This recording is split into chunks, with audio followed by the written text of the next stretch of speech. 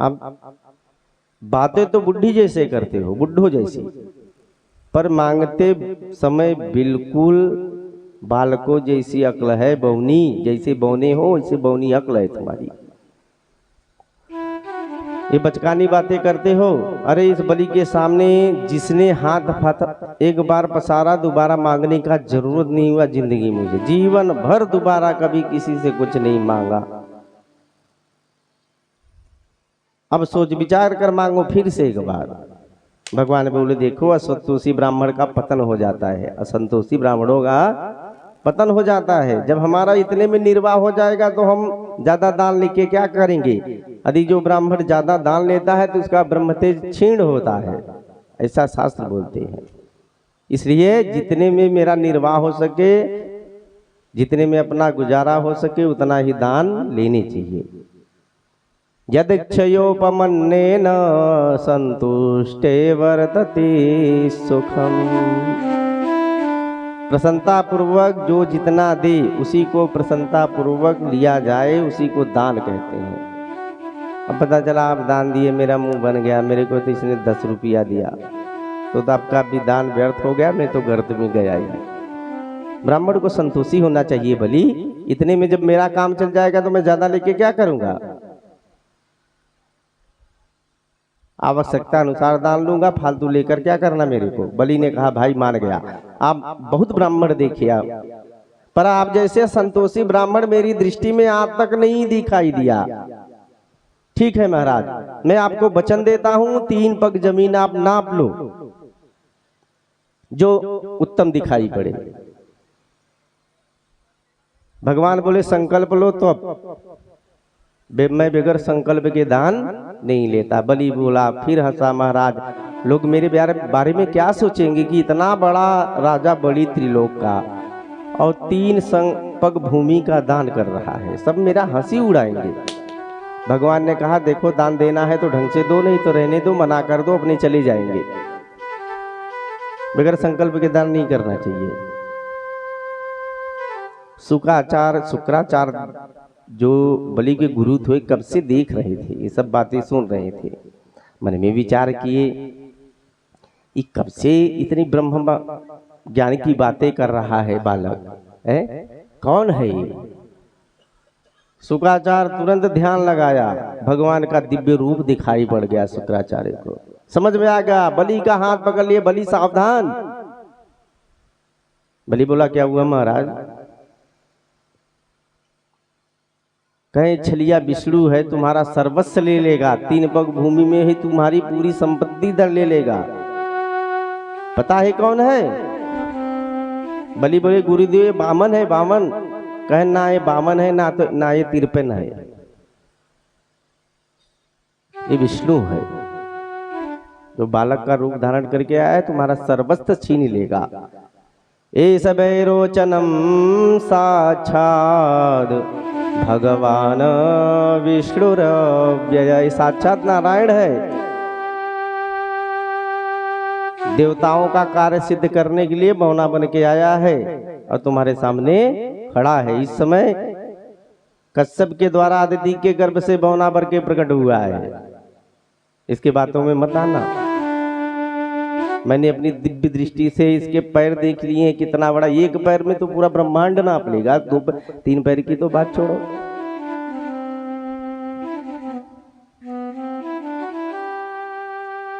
बोल दो कि हमने संकल्प नहीं दिया, अभी तक संकल्प नहीं हुआ है।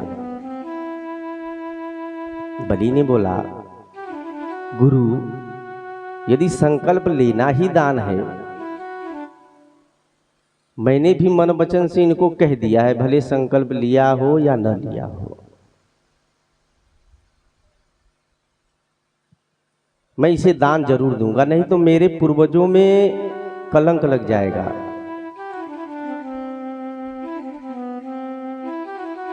मुझे नरक में जाना पड़ेगा। यदि ये बामन होगा तो 3 परग भूमि नाप के चलता बनेगा। यदि ये साक्षात नारायण है तो मेरे जैसा भाग्य दुनिया में किसी का नहीं है। दुनिया को देने वाला आज मुझसे मांग रहा है, दाता एक राव में भिखारी सारी दुनिया है। आज दुनिया को देने वाला मेरे सामने हाथ फैलाए खड़ा है, ये मेरे भाग्य नहीं है तो क्या है? मेरे तो इतने बड़े भाग्य हैं कि आज मैं इनको दान दूंगा। मैं मना करने वाला नहीं, पाप लगेगा। शुक्राचार्य बोले कुछ जगहों पे झूठ बोलना पाप नहीं लगता है। समझा रहे हैं कि कुछ जगहों पे झूठ बोलना पाप नहीं होता है। कौन कौन सी जगह? शुक्राचार्य दैत्य नीति के हिसाब से समझा रहे हैं।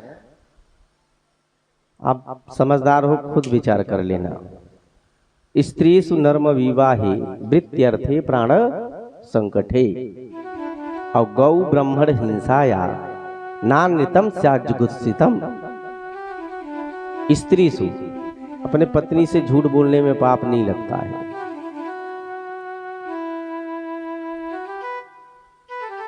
अब मैं नहीं कह रहा हूं, शुक्राचार्य कह रहे हैं, ये मैं नहीं कह रहा हूं, और दैत्य नीति के हिसाब से कह रहे हैं। स्त्रीसु, अब ऐसा नहीं कि आज पंडित जी कह दिए चल के घर में अपने पत्नियों से झूठ बोलना शुरू कर दो, ऐसा नहीं।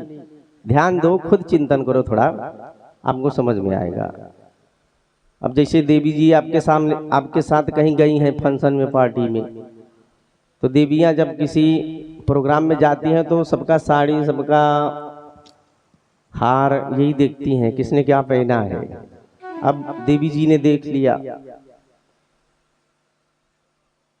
अब मन में सोच रही है जैसी, जब तक मैं ऐसी नहीं लूंगी तब तक चैन से रहने वाली नहीं। तुरंत घर पे आई और पति जी से कही, पति जी सुन रहे हो, पार्टी में देख रहे थे कितना बढ़िया हार पहनी थी, मुझे बार बार दिखा रही थी, मुझे भी चाहिए। अब पति उस समय कहीं बोल देवे कि देवी जैसे तैसे खर्चे ही चल रहा है और तुम हार की बात कर रही हो तो महाभारत हो जाएगा, रोटी भी नहीं मिलेगी आपको। तो उस समय बात टालने के लिए क्या झूठ बोल सकते हो कि चलो देवी रहने दो, कौन सी बड़ी बात है, अगला पेमेंट आने दे, पहले तेरा हार ही बनवाऊंगा। उस समय स्थिति जब ये आवे तो ऐसे समयों पे झूठ बोला जाता है, नहीं कि पहुंचते झूठ बोल देवे। तब तक के लिए तो बात टल गई, हो सकता है देवी जी का 2-4-10 दिन में मन बदल भी सकता है आपकी स्थिति परिस्थिति देख के। तो ऐसे जगहों पे अब वैसे नहीं झूठ बोलने के लिए बोल रहा हूं। स्त्रीसु नर्म, नर्म मतलब हंसी मजाक। स्त्रीसु नर्म विवाहे, विवाह में, किसी के शादी विवाह में 1-2 बातें चढ़ा के बता दो तो कोई पाप नहीं है। वृत्त्यर्थे, वृत्ति के लिए, देह यात्रा के लिए थोड़ा बहुत झूठ चलता है। और गौ ब्रह्मण हिंसाया, आपके झूठ बोलने से किसी के प्राण बच रहे हैं तो उस जगह भी झूठ बोलना पाप नहीं है। स्त्रीसु नर्म विवाहे वृत्त्यर्थे प्राण संकटे और गौ ब्रह्मण हिंसाया नान्यतम स्याज्जुगुत्सितम। अब ये बलि जी दैत्य नीति के हिसाब से बता रहे हैं, भगवान नहीं कह रहे हैं। बलि बोला कि कुछ भी हो मैं बगैर दान दिए मानूंगा नहीं, क्योंकि मैंने मन से ही संकल्प कर लिया है, नहीं मुझे नरक में जाना पड़ेगा, मेरे पूर्वजों में कीर्ति में कलंक लगेगा। गुरुदेव बड़े क्रोध में आ गए, कब से समझा रहा हूं, बड़बड़ाते जा रहा है, नहीं समझ आ रहा है। तुरंत गुरु जी ने ही बलि को श्राप दे दिया। अभी चरात भ्रष्ट से श्रिय, क्या बोले, तू बहुत कब से तुझे समझा रहा हूं, समझ में नहीं आ रहा है, जा मैं तुझे श्राप देता हूं कि श्री से हीन हो जा, तू तेरा पद चला जाएगा। ऐसा श्राप देके शुक्राचार्य चल दिए। बामन भगवान बोले, बड़े भैया आपस में झगड़ा क्यों कर रहे हो, देना हो दो, नहीं तो मैं चलूं। बलि बोला, नहीं नहीं महाराज, मैं जल लेता हूं, आप संकल्प बोलिए। तो कहें उठाओ कमंडल, कमंडल उठाए और जैसे ही जल गिराने चले तो जल गिर ही नहीं रहा उसमें से। शुक्रा जी ने सोचा कि मैं कमंडल के छिद्र में ही जाके अगर बैठ जाऊं तो जल गिरेगा ही नहीं, तो संकल्प नहीं होगा। कम से कम इसके बस तो जाएंगे। तो ये भागवत में प्रसंग नहीं है, पुराणांतर प्रसंग ऐसा पढ़ने में आता है पुराणों में कि शुक्राचार्य जी जो थे जाके कमंडल के छिद्र में बैठ गए कि जल पास नहीं होने दूंगा तो संकल्प होएगा नहीं। अब बलि संकल्प ले रहा है तो जल ना गिरे। भगवान कहे क्या कर रहे हो भाई, जल नहीं ले रहे हो हाथ में। तो बलि बोला कब से संकल्प ले रहा हूं, जल गिर ही नहीं रहा है। कहते ओहो पुराना बर्तन हो गया होगा, जंग खा गया होगा, लाओ हम ही ठीक कर देते हैं। कुशासन में एक पैनी कुशा निकाली, अब निशा की एकदम बढ़िया से खींच के मारे। शुक्राचार्य बैठे थे कमंडल जी के छिद्र में, एक आंखें फूट गई, गोविंदाय नमो नमः। अब निकले कमंडल में से राम राम राम, कोई ले रहा है कोई दे रहा है, हम खाम खाम अपनी आंख फुड़वा लिए है। शुक्रा जी पश्चाताप करने लगे और जैसे ही शुक्राचार्य कमंडल से निकले जल हाथों पे आ गया। भगवान ने बहुत लंबी चौड़ी संकल्प पढ़ी।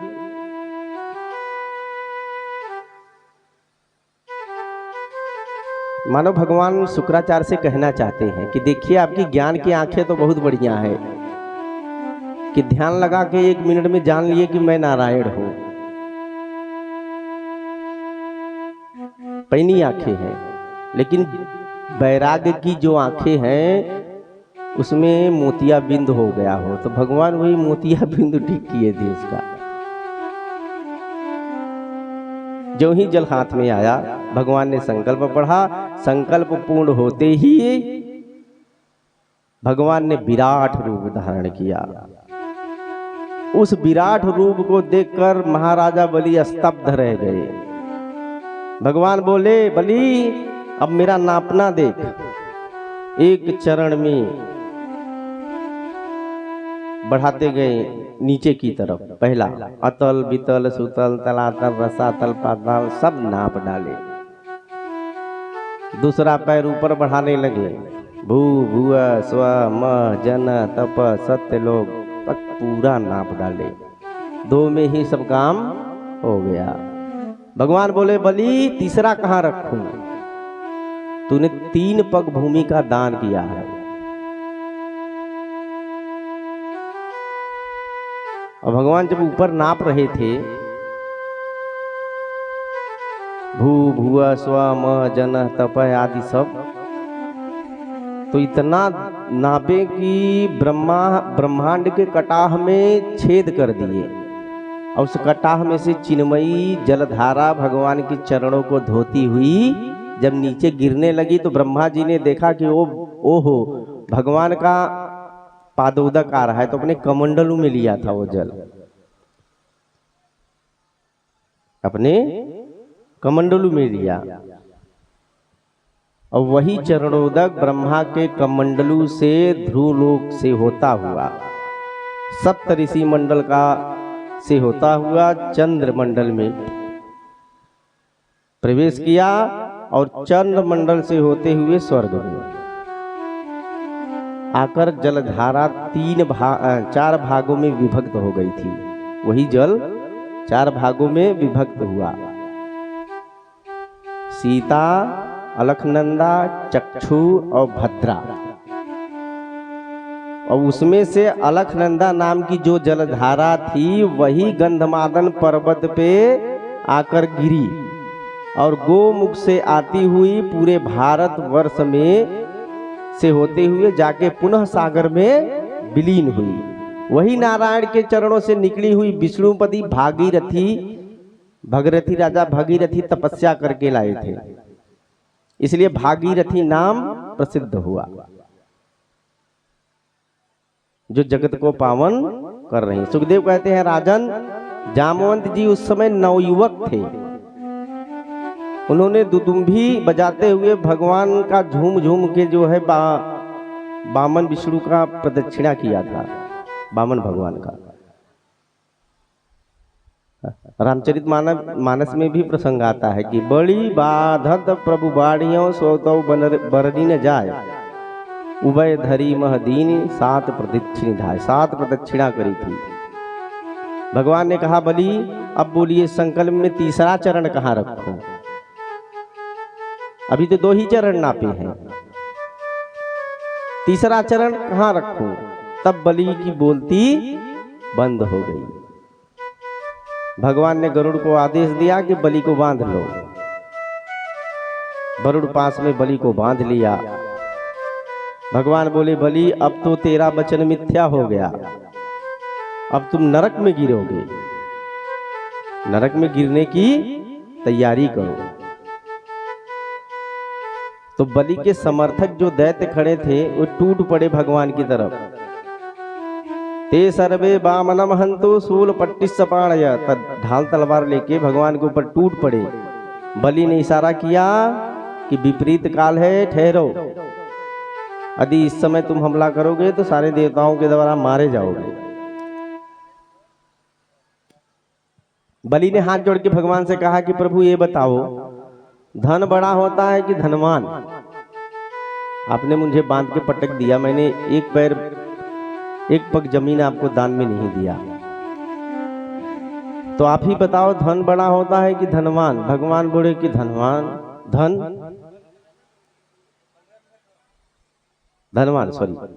नहीं बड़ा होता है, धनवान बड़ा होता है। बलि ने कहा कि धनवान बड़ा होता है। तो बलि ने कहा, प्रभु अभी तक आपने जो नापा है तो मेरा धन ही धन तो आप नापे हो, अभी तो ये धनवान आपके सामने खड़ा है।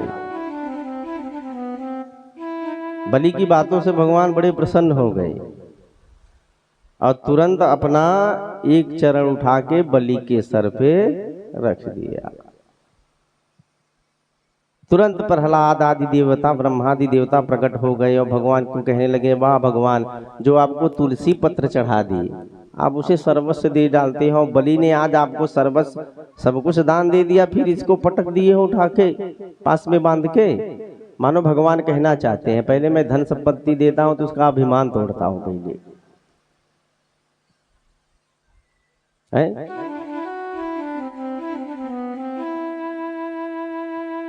ब्राह्मणयन गृह्णामि तद विष्णु विधिनोम्यहम्। सभी ने मिलकर भगवान की दिव्य स्तुति करी। बलि की भक्ति पे भगवान श्री नारायण प्रसन्न हुए, बोले, बोल बलि तुझे क्या चाहिए? बलि ने कहा, प्रभु यही बाकी झांकी मैं हमेशा देखना चाहता हूँ जो रूप में आप इस समय हो। भगवान ने सोचा, भैया अच्छी ड्यूटी लगा दी इसने मेरी तो, है?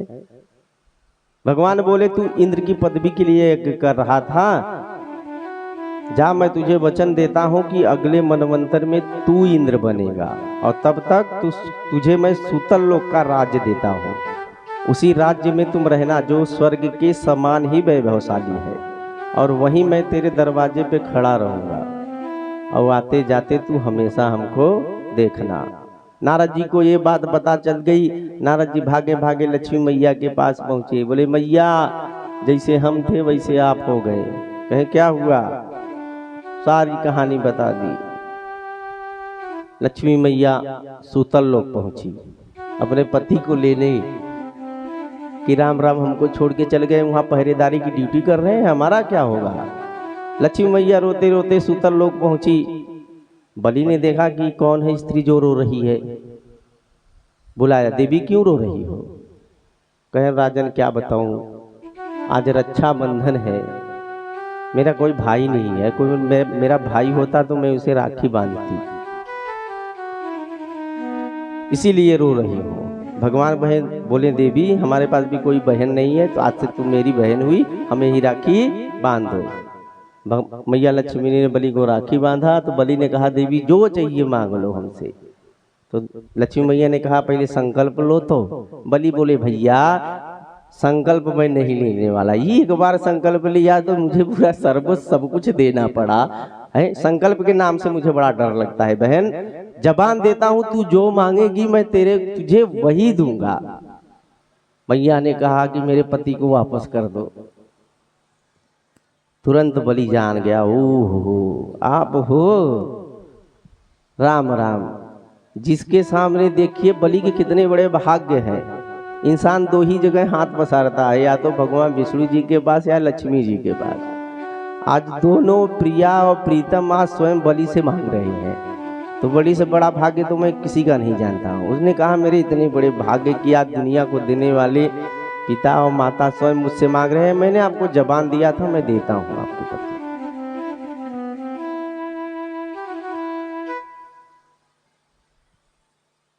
बलि इसलिए परम भागवतों में गिना जाता है। 12 भागवत हैं, उन 12 भागवतों में बलि का नाम है।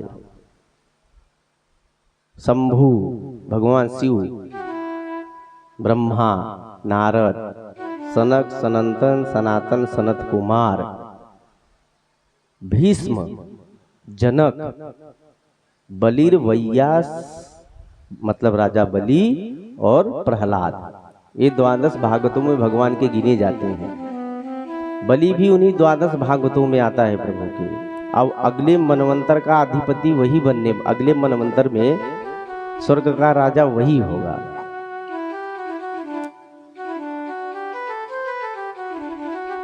दिव्य वर्णन किया। सुखदेव कहते हैं राजा परीक्षित, भगवान का जन्म हर मनवंतर में हुआ करता है। इस प्रकार अपने भक्तों के परम कल्याण के लिए भगवान जो है विचित्र अवतार बार बार प्रत्येक मनवंतर में धारण करते हैं। एक बार मछली के रूप को धारण किया था उन्होंने। मछली रूप में भगवान प्रकट हुए थे, मत्स्यावतार। सत्यव्रत नाम के एक राजा थे। सुखदेव मुनि राजा परीक्षित को बता रहे हैं कि सत्यव्रत नाम के एक राजा थे जो नित्य स्नान करने जाते थे और नदी में स्नान करके सूर्य भगवान को अर्घ दिया करते थे।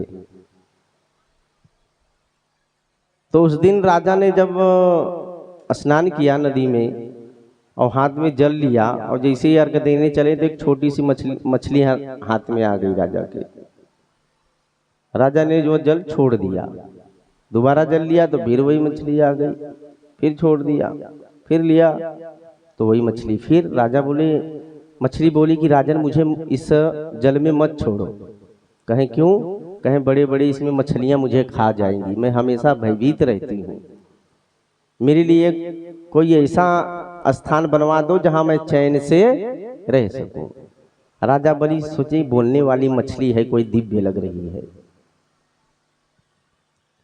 राजा उसे कमंडल में लेके अपने घर चले आया, उसी कमंडल में रख दिया कि तुम इसी में बड़े आराम से रहोगी। लेकिन देखते ही देखती वो मछली का स्वरूप बढ़ गया और कमंडल में फंस गई। चिल्ला उठी, राजन मुझे इसमें भी तकलीफ हो रहा है। राजा ने देखा तो सच्ची में इतनी जल्दी बढ़ गई। राजा ने कमंडल से निकाल के एक बड़ी सी तपेली में रखवा दिया, उसमें पानी भरवा दिया। बोले देवी इसमें तुम प्रसन्न चित्त रह सकती हो, इसमें तुम प्रसन्न चित्त रह सकती हो। बलि उसमें डाल के जैसे ही गए, मछली ने पुनः बृहद आकार लिया और इतना बड़ा आकार लिया कि उस बर्तन में पात्र में भी नहीं आई। तो चिल्ला उठी, है राजन ये जगह मेरे लिए उपयुक्त नहीं है, कम पड़ रहा है, मेरे लिए कोई बड़ा स्थान बनवा दो। तो राजा ने एक तालाब खुदवा के बहुत बड़ा उसमें डलवा दिया। देवी अकेले रहो आराम से। लेकिन देखते ही देखती मछली पूरा तालाब तक भर गई, एकदम बृहद आकार ले लिया। राजा बड़े चिंता में पड़े, हाथ जोड़कर बोले, कौन हो तुम?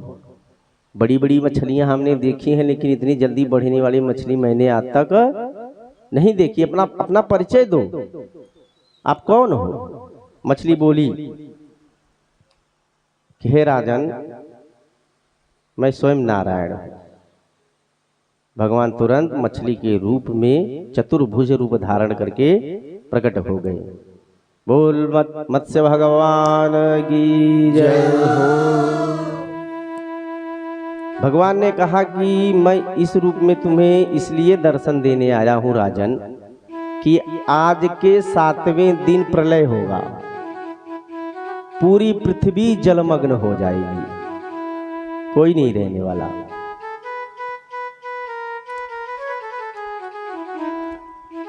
एक काम करना, पृथ्वी नौका बन के तुम्हारे पास आएगी और उसमें 7 ऋषि आपको बैठे मिलेंगे। उसी में समस्त पृथ्वी के जड़ी बूटियों आदि को लेके उसमें बैठ जाना, और मैं मछली के रूप में आऊंगा, मत्स्य अवतार में, और बासुकी को नाव से और मुझसे बांध देना। ऐसा कह के भगवान अंतर ध्यान हो गए। 7वें दिन ठीक प्रलय हुआ, पृथ्वी नौका बन के आई और सप्तऋषि बैठे मिले। उसमें राजा बैठकर और समस्त जड़ी बूटियों को पृथ्वी को लेके उसमें बैठ गए और मत्स्य मतलब मछली के सिंग से बासुकी को बांध दिया, रस्सी बनाकर नौका तैयार कर दिया। ऐसा कहकर भगवान चले गए और स्वयं वैसा ही राजा ने किया। और उसी नौका पे बैठ के भगवान ने महाराजा मनु को दिव्य उपदेश दिया था। उसी को हम कहते हैं मनु स्मृति, जो हमारे बीच उपस्थित हुआ है। सुखदेव कहते हैं राजन, इस प्रकार प्रत्येक मनवंतरों में प्रभु के दिव्य दिव्य अवतार हुए करते हैं। प्रेम से बोलिए श्री वृंदावन बिहारी लाल की जय, भक्त वत्सल भगवान की, नंद नंदन गोपाल की। चलिए भगवत नाम संकीर्तन का आश्रय लेंगे, फिर 9वें स्कंद में प्रवेश करेंगे। सूर्य वंश का वर्णन और चंद्र वंश का वर्णन और भगवान का प्राकट्य। चल हरि नाम संकीर्तन का आश्रय ले, थोड़ा सा मनवाड़ी को शुद्ध करेंगे। चलिए। हो मेरा कोई न सहारा बिन तेरे, घन श्याम संवरिया मेरे। मेरा कोई न सहारा बिन तेरे, घन श्याम संवरिया मेरे। मेरा कोई न सहारा बिन तेरे, घन श्याम संवरिया मेरे। मेरा कोई ना सहारा बिन तेरे, घन श्याम संवरिया मेरे। तेरे बिना मेरा कौन यहाँ, ओ तेरे बिना कौन यहाँ। प्रभु छोड़ के